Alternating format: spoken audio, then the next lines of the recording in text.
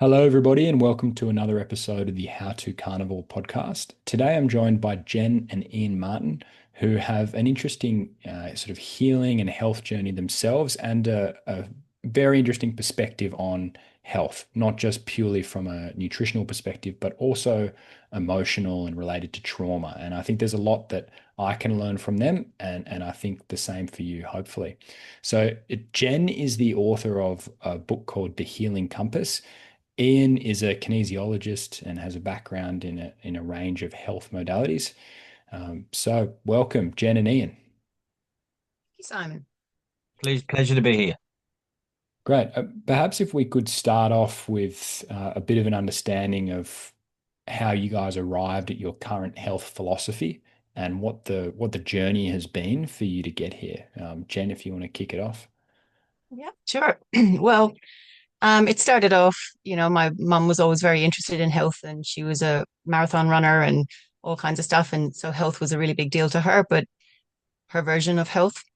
And so I rejected it as a teenager. That's kind of what you do. But then as my life kind of progressed, I ended up having my second son. He ended up with an awful lot of health issues, gut related health issues that were pretty bad when he was little. And it started getting me interested in, hang on a minute, there's something not right here. I never really solved that puzzle entirely, but with enough behavioral stuff and some shifts in diet that I wasn't sure about, it seemed to help somewhat. But later on, after the kids all grew up a bit, I studied social work, and counseling was something that was really interesting to me. And so I spent a lot of time doing that. Then moving along a little bit further, Ian and I got together and I started to, I was still looking into health. Healthy stuff was important, but whatever it was in the mainstream. So, eat your vegetables, all that kind of stuff.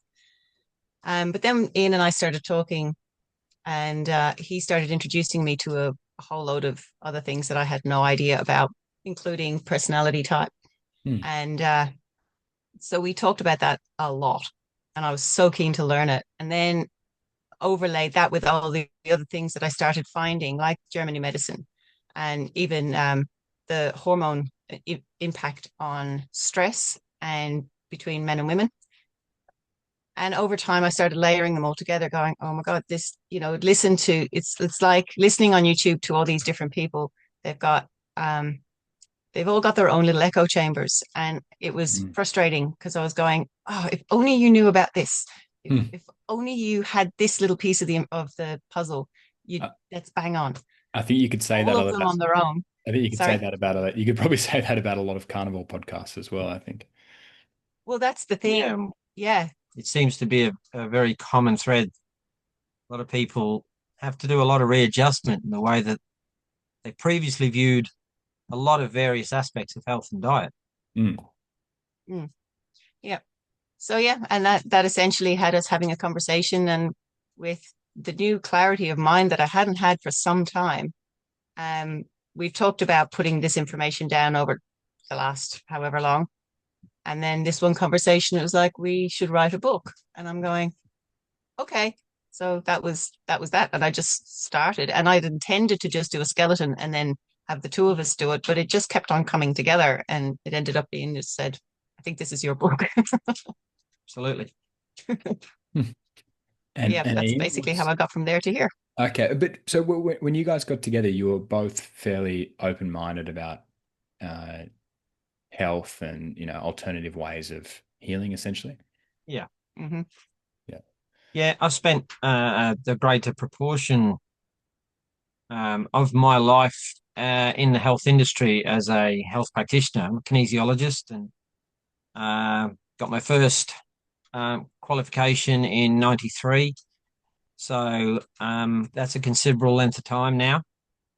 So over 30 years. And as a result of doing this kind of work, I've encountered lots and lots of things. Clients would always come through the door with new ideas. Have you ever heard of the Atkins diet? Have you tried the Pritikin diet? And as a result of encountering lots of things, I've never been one to dismiss outright anything that I hear. I look into it. I often trial it. I often give it a good trial. because there's only one way to really know if something's going to make a difference, and that's to actually give it a go. Test it. Test it. So in the 30 years of working in the health industry, of course, I found myself on a track, if you like, a way of thinking that health required you to eat a large proportion of healthy organic foods and a large proportion of vegetables and fruits, and steer away from high fatty diets because of the fact that they can affect your cardio and your heart system, and you can start to create all sorts of other health issues and bowel problems. And I didn't question this. I basically went, well, obviously, this is the information and this is what the people that know believe, and this is what I followed. I even did 8 years, nearly 8 years of vegan, Wow. only to find that there were things that could not be reached, and there were things that were still causing me trouble. Looking for other reasons behind that, of course, studied many things as well. So, the effect of emotion, the effect of trauma, the effect of other things, and personality type, and found a lot of answers in there, but there was still something that wasn't quite there. There was something missing.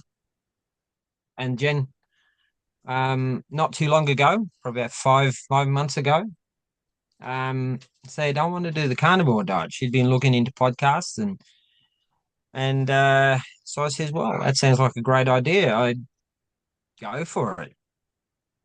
I decided to as go along part way. I decided to cut out all of the grains Nice. and just stay on a few vegetables.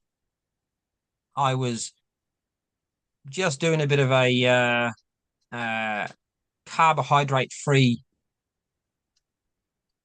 version of it for about 2 weeks, and I noticed improvement straight away. And then I decided it was much easier if we just do this together. So I decided to go full carnivore then. And what happened after that was quite dramatic. So we've got 4.5 to 5 months for me, Mhm. and I've lost 19 kilos in weight. I'm now at a weight that I was when I was 22 years old. Wow, that's I'm amazing. nearly 60. So I'll be 60 next birthday, and I'm physically feeling better than I've felt in many, many years. Aches and pains. As a man that does a lot of physical work, we live off grid in the Central Highlands, and there's a lot of work to do around the property Mm. and physical work. Knees were causing me trouble, back was causing me trouble, wrists, fingers, hands, a Mm. lot of work. Mm. And I do not have a single joint pain, not one. Hmm.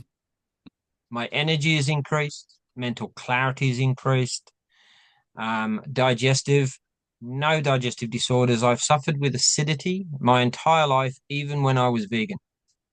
Yeah. So I have had zero acidity since going full carnivore. Wow, Ian, that's pretty unbelievable.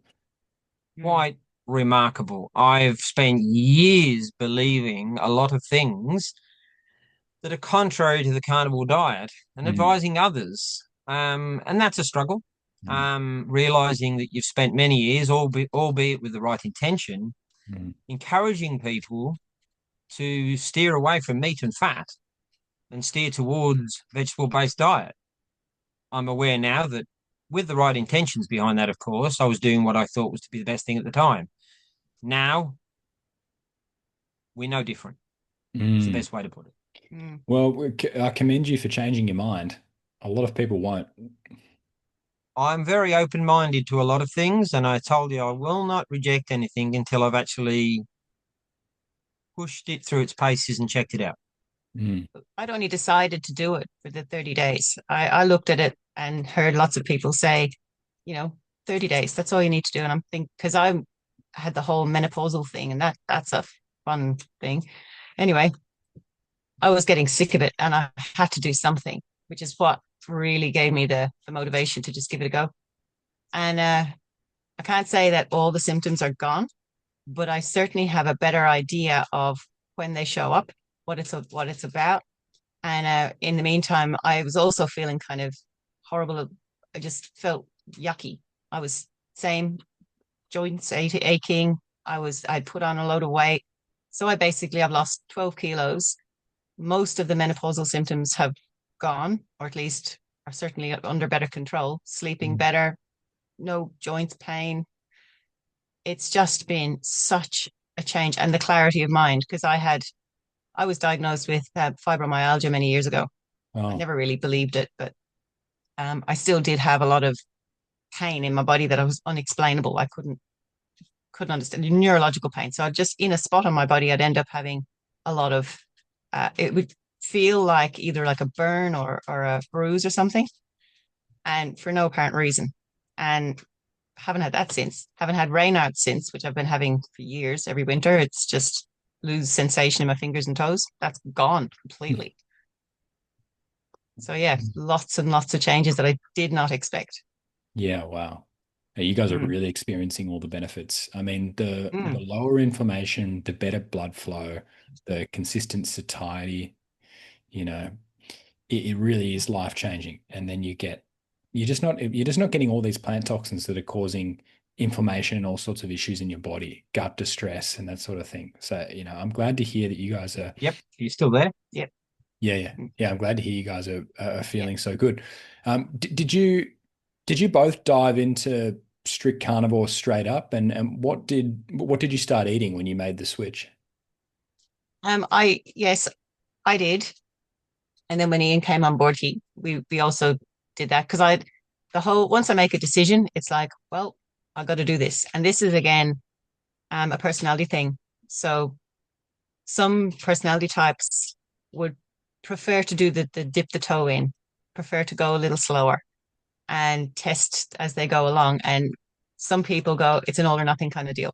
And they can't moderate. They have to go all in. So that would be definitely an Ian thing. And somewhat a me thing too. When I make the decision, because I with my personality type, decision making has its challenges. So I find it extremely hard to decide things given two options. So when I made the decision, it was like, okay, that's it. 30 days, I can do this. All I need to do is remove everything and just know what I'm including, which made it so much easier. Mm. And yeah, it was that or And nothing. much easier in the kitchen too, because deciding Jen would be one of those people that would cook a various Never had the same meal twice. diet. In fact, in 4 years, I doubt if we had the same meal twice. She's very inventive, and going to carnivore removed a lot of decisions that she had to make about food Mm. every single day. But we basically ate. We still eat 2 meals a day. Um, so we generally have a morning meal is bacon and eggs. Um, I know a lot of people steer away from pork or on a very strict lion type diet, but we still have the bacon in our diet. Um, and I have a lot of butter. Butter is my new condiment. So, in other words, I have butter on everything. So, I have butter on my steaks, I have butter on my bacon and eggs, I have butter with everything we eat. Um, and it's to me, it's say tastes. It's replaced the sweet. I find, as in, I've always had a sweet tooth, and I mean a real sweet tooth. I like a Mm. lot of sugar. But since going on the carnivore diet, I don't find the impetus to have any of it at all. I just have no cravings for it, which is the remarkable thing for me because that never went away, even when I was vegan. Mm. Um, the main difference for me is the taste of fat. Butter itself has become sweet. It's like a very sweet taste to me. It's like I'm almost getting my sugar still. Interesting. And I find that an interesting one. Same with Mm. fat on meat. It tastes very sweet to me. Mm. Not to me. Mm. No, you definitely start to pick up the subtlety of the flavor of meat, You fat, do. butter, that sort of thing. When you remove all of these really intense plant flavorings, all I crave is a perfect steak that doesn't have anything on it. I don't want any pepper. I don't want any spices or sauces because it will just totally dominate the flavor and you won't get to experience what's really there. Absolutely agreed. And I mean, even with seafood, for example, like recently I got some prawns and some calamari. I just sauteed them up in butter with a little bit of salt. And it was beautiful. And I served it up to my Yeah, family, and they were all so surprised because they're used to always covering it in garlic and other flavors and chili and all yeah, sorts of stuff. It's like, and that they were sort of looking at me like, "This tastes amazing. What did you do?" I was like, well, "That's what prawns and calamari are supposed to taste like. You're actually getting the and real you don't flavor." hide the flavor. Yeah, exactly right. I mean, there's a lot of people say that spices were so popular because, often meat was off or it was old, or you had to somehow get vegetables, potatoes to taste good. And that's why spices were so in demand because all you can taste is Yeah, a spice. It just covers up the flavor. Whereas once you go carnivore, you realize just the plain fresh meat and eggs is tastier than any spice could ever be. So I yeah. have to agree with you there. And I think even good quality water starts to taste sweet. And it's amazing how much. Oh, I agree with that. Our water here, we get it falls from the sky. We live in the forest. We're completely off grid. We generate our own power. We catch our own water, Mm, and we're raising our own animals. And nice. you know, the water that comes from our tank is it to me. It tastes like somebody's just added sugar to it. It tastes sweet. There's no bitterness. There's no aftertaste. There's no chemical taste or smell, Nice. and it really tastes sweet. Mm. Yeah, that's cool. Guys, you mentioned this German new medicine before. What are you Yep. talking about when you say that? So Germany medicine, well, it's a perspective on what happens to the in the body, in terms of illness. So it looks at illness or symptoms as an outcome from a previous process. So, for example, um, there's a particular situation where called a biological conflict shock. So it's an emotional experience in some way, shape, or form. And then what happens is it has a direct effect on a body organ or system or skin or a particular place in the body. The guy who discovered it, his name was Reichgerd Hammer, and he was a German doctor. And he had a tragic event happen where his teenage son was accidentally shot, and he died a few months later. The interesting thing was a few months after that, Dr. Hammer was diagnosed with testicular cancer.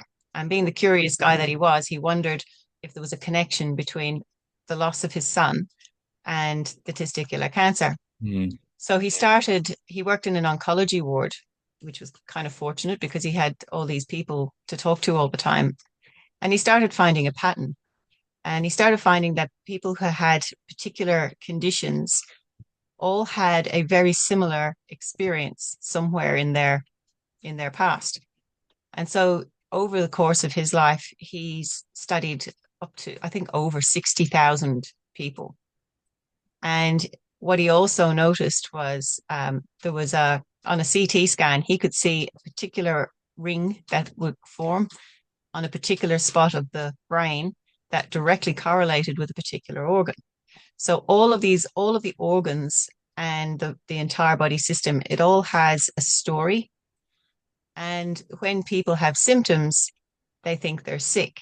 But when you look at it from a German new medicine perspective, it's actually a healing process. yeah. So the there's an experience or perception that affects an organ, and then the body adapts. So it's a very primal biological response. For example, a woman who she goes to the doctor because she finds a lump in her breast. Well, and prior to that, she was particularly worried about one of her children, say, for example.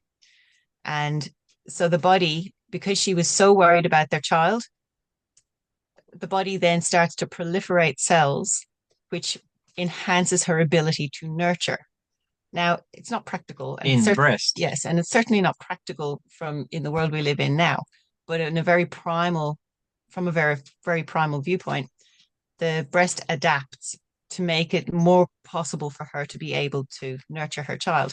Once that crisis is over, the body then naturally comes in and breaks it all back away, and it's no longer required. the problem that often is the case, particularly now, is that because we live in such a stressful environment, so stress is coming at us all the time, and they're not short-lived. You have a stress and it can go on and on and on. And without the nutritional resources in the body, it doesn't have the capacity to reverse the adaptation once it's not required. So it ends up sitting in the body in inflammation or skin rashes or liver not working properly, digestive system issues. They all kind of linger because there aren't enough resources in the body to be able to handle the toxins that are also coming in and reverse this adaptation. Not to mention the mental clarity as well.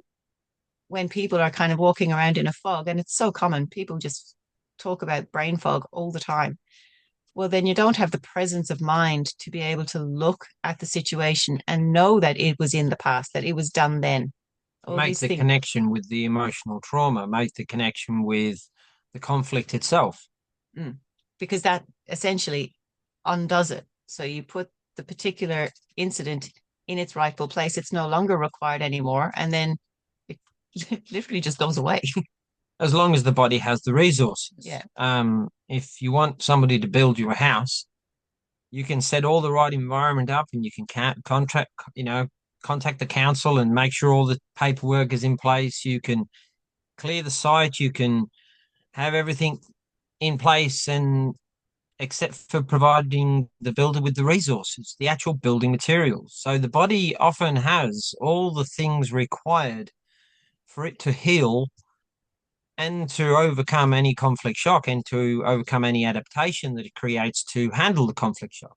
But without the building blocks, i.e. the carnivore diet, without the building blocks, the body has a limited ability to overcome the physicality, the physical part of the whole process. Yeah. So essentially, all the things in the book are the common thread is stress. And what are the things that cause stress? So personality type, it can show the viewpoint of the world from the 9 different types. And this viewpoint will come with its own stresses. The next thing is gender. Then it's German New Medicine. So how are you internalizing? How does your personality type have anything to do with what happens in your body? Well, it has everything to do with perception. And then the carnivore diet at the end of it is essentially putting it all together, as in giving the body a rest, giving it the clarity that it requires. Does that make sense to you? Well, I've certainly had my best crack at trying to understand it all and sort of follow the idea. I think what you were talking about initially about conflict leading to illness, that makes a lot of sense to me instinctively. I think sometimes maybe we don't realize that we do have a conflict in our life where we're, we believe one thing and we're acting in another way. And, I've heard stories of people who are maybe deeply conscious and driven about protecting the environment, but they work in an industry where they're knocking down trees all day. Or the classic example would be regenerative farmers who were formerly conventional farmers, and they're just fighting this inner turmoil of caring about their land, but at the same time they're poisoning. That's right.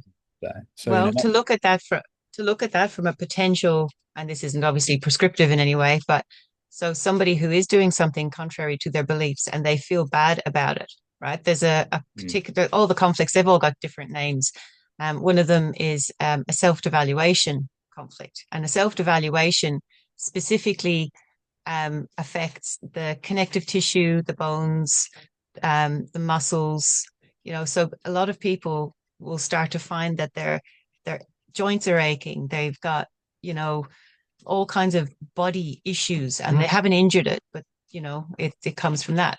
And especially mobility stuff in regards to legs, knees, hips, and because it's moving forward with this self-devaluation, with this conflict, moving forward is the thing that's actually difficult, moving through. So obviously it makes sense that a lot of these things show up in those areas. And it's the same with the muscles of the shoulder, and you've got the joints of the shoulder. When you get a self-evaluation, there's something you're having trouble carrying. These are very specific. Often when you ask people enough questions, they tell you, they pinpoint it for themselves. It's really becomes a pattern. It's really easy to see. Mm. Mm. There's an awful lot to it. And Yeah. I mean, I think I said to you before, I don't claim to be the expert in any of the areas. I've researched all of them a lot. So there's and you know what, there's a lot of information to them, but the purpose of the book was to basically show people a door and go, you know what, there's more to this picture than you realize. Mm. And here's the door. I can't give you all of the information because I have a lot in a lot of varied different places. I've just put them together. Now, he's my Enneagram expert. But apart from that, I've literally just done all of the research myself and thought, you know, if people want to put this picture together, it's not hard. There are some sensational people out there who give really good quality information and they build on it slowly.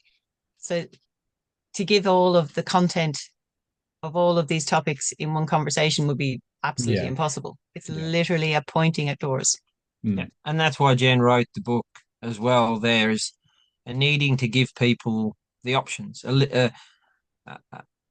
path, a way to go, a direction to go, a thing to find. So Jen has listed lots of people in the book and how to find them and what they're talking about so that people can do further research themselves, because you really need to have an investment in what you're doing. And if it's your health and moving forward and changing your life in some way, you need to actually have some investment. And that investment is also you being invested in looking into it and doing some research and taking the time to learn things that can make your life a lot easier and help the people around you too. Mm. Mm-hmm.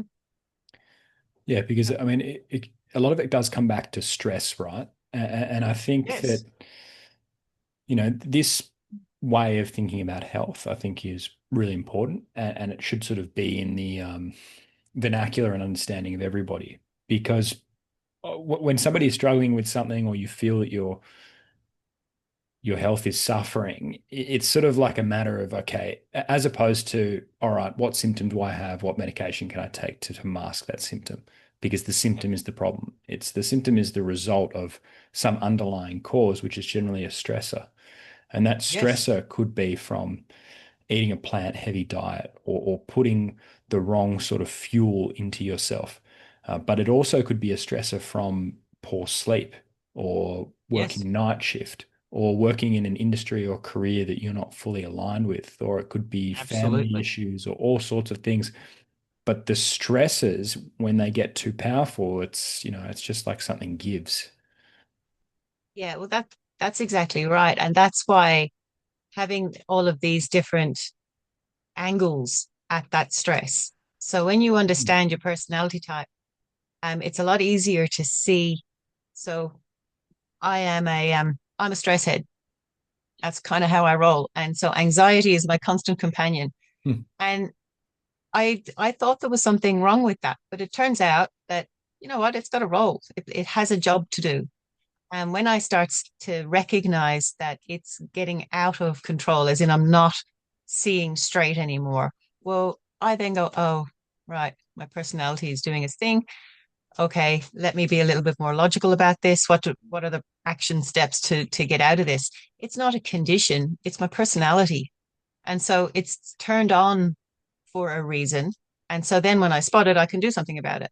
And Mm. it's the same for all the different types. Yeah, All the different types can find themselves in an uncomfortable position or situation. And then by recognizing that, oh, all right, yeah, that's kind of how I roll in this situation, I can dial that back. It's not required right now.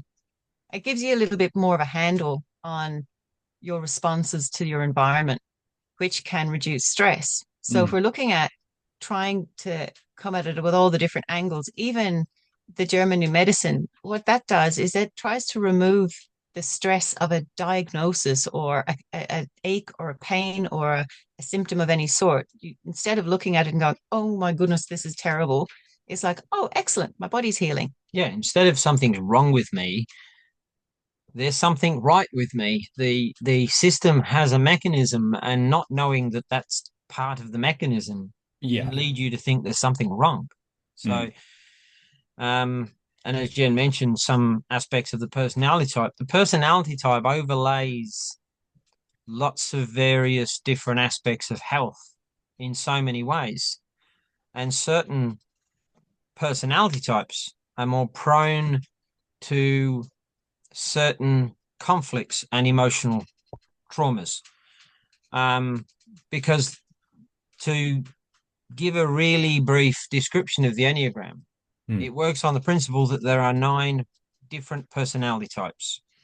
There are 3 that operate out of the heart center or feeling center. There's 3 that operate out of the body or instinctual center. And there's 3 that operate out of the mind or the cognitive, the headspace, the cognitive structure. And there's 3 of each, and they have a bit of a spectrum within their own cardinal type. So the cognitives, you've got the thorough, deep, slower thinkers.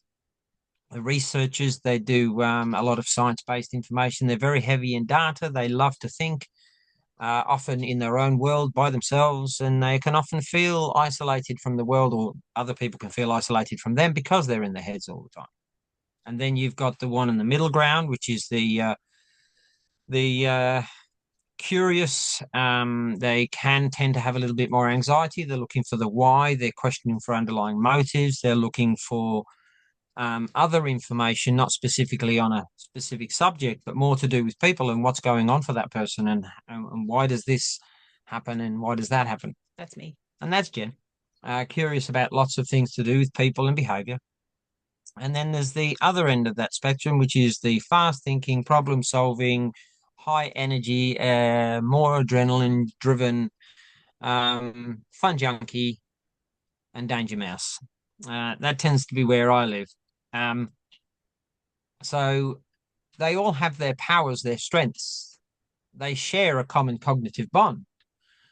And you also have subtypes. So, in other words, I can describe the 3 different instinctual types the same way, and the 3 different feeling types the same way, and they all have their spectrum. So,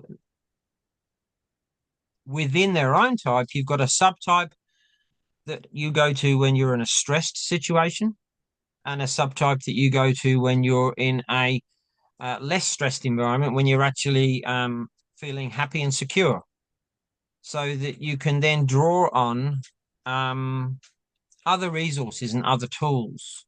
And it's once you understand how this system is and how it works, once you identify your own type, you can then see your own subtypes. You can see how that actually plays out in almost everything you do in your life.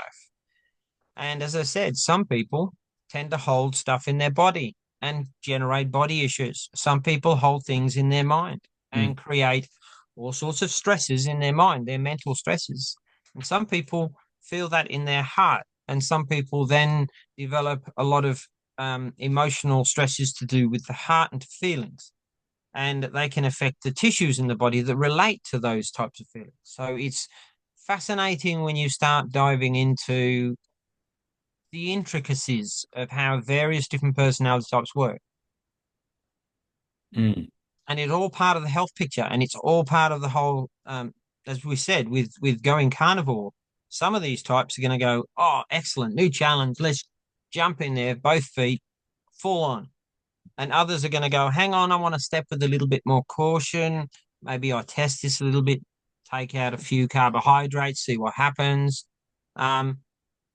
So it explains why even in going full carnivore, and like your podcast with the How to Carnivore, and you had a conversation with Dave Mack, and I was listening to this one, and he even said, so he asked you the question about, is it best to go full on? Is it Mm. best to go jump straight in, Mm. or go in gradually?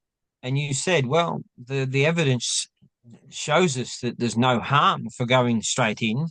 Some people tend to want to go in more cautiously. And he said the very words, well, I guess that's down to personality. And this is what I've been saying. There's an actual reason for this. And some people, understanding that, are prone to Mm. different health conditions because of personality, because certain conflicts will be more impactful on them than it would be on others. So then the German meds can explain the difference in that.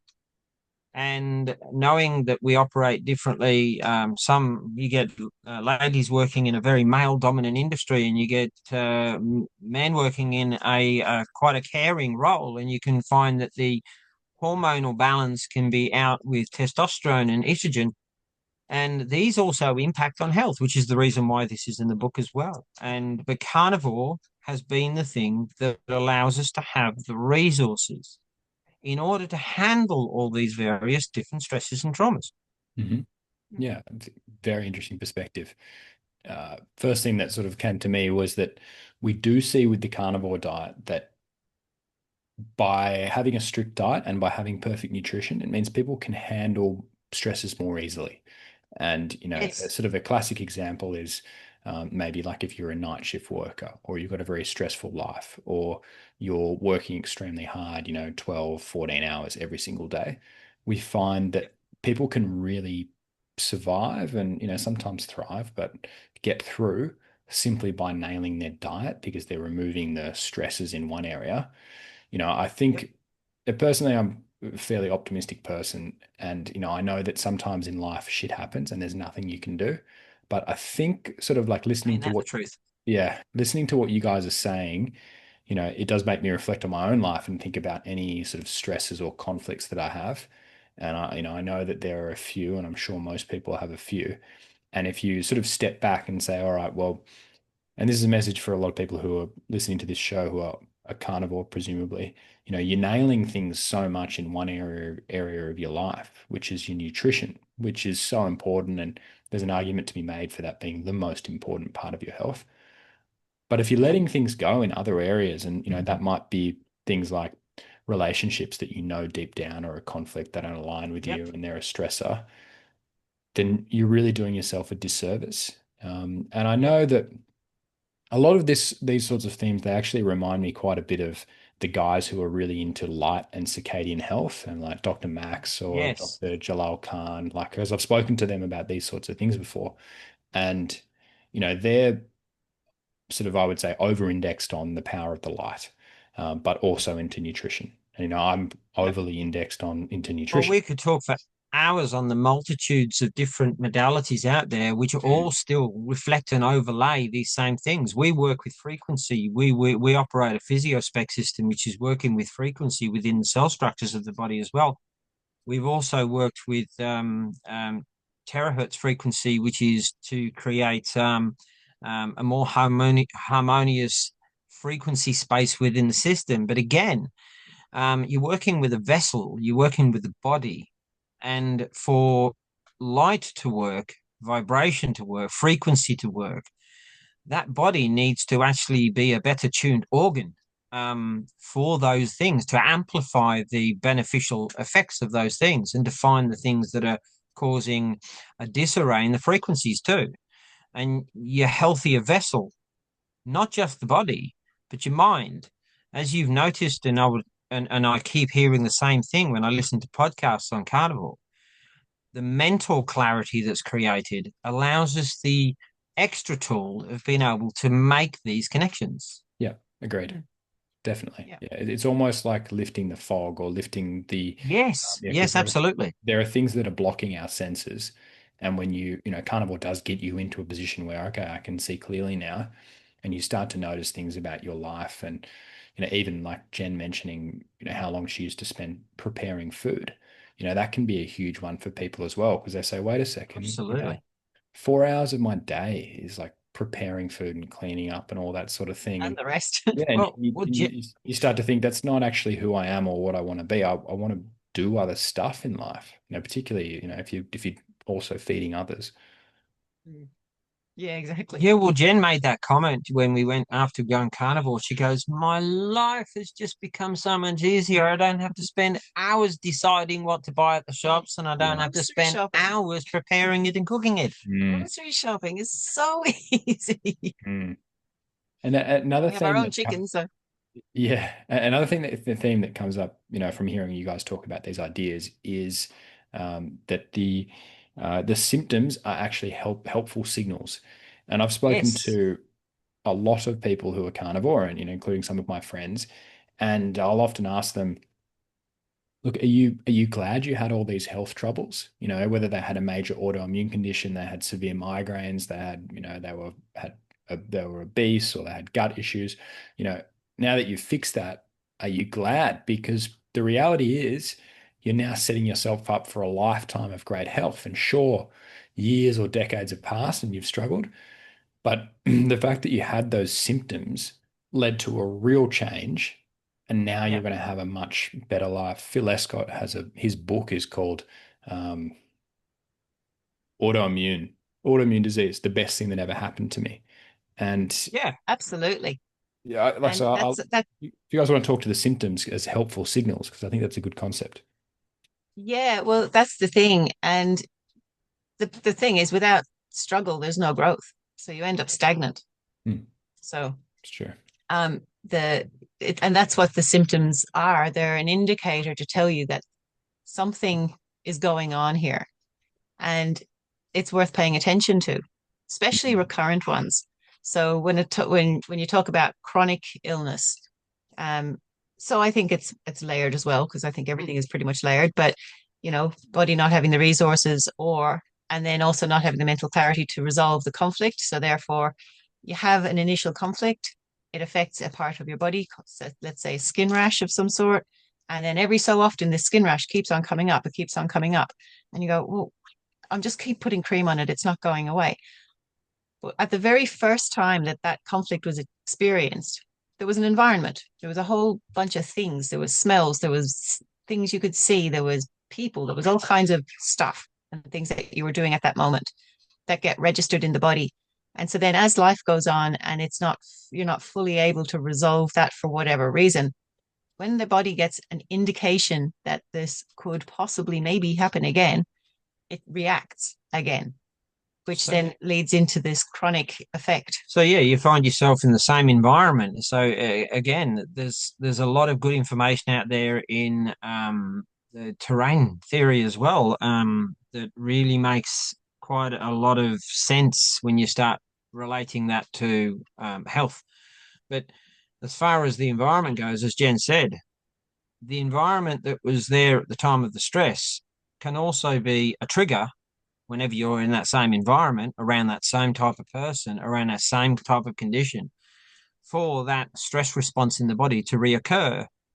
Um, and it could be quite as simple as one being able to just spot where the conflict lies in the first place. And again, greater clarity, more resource in the body, the better health your body can do it.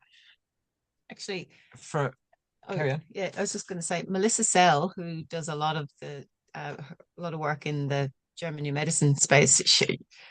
She said at one time, take notice the next time you sneeze. What just happened? What just annoyed you? And I thought that's interesting. Okay. But then I started to pay attention, and every time I sneezed, something had a minor irritation to me just preceding that. Something just got up your nose.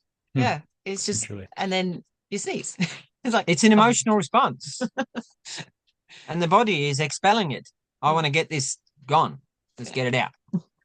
Hmm. but it's a funny one to just look at, and a very simple, it doesn't have, go into too much detail about it when you explain it. It's like But something just annoyed you. the very smallest thing that occurs in the body, to the very largest deep traumatic event and injury or sickness, they're related to some form of stress response, and you've made that point really clear when you've been talking in regards to this with other people. And it's a common thread to those that are waking up and starting to see the diet is a very, very important part of everything because it gives us the resources we need to handle these things.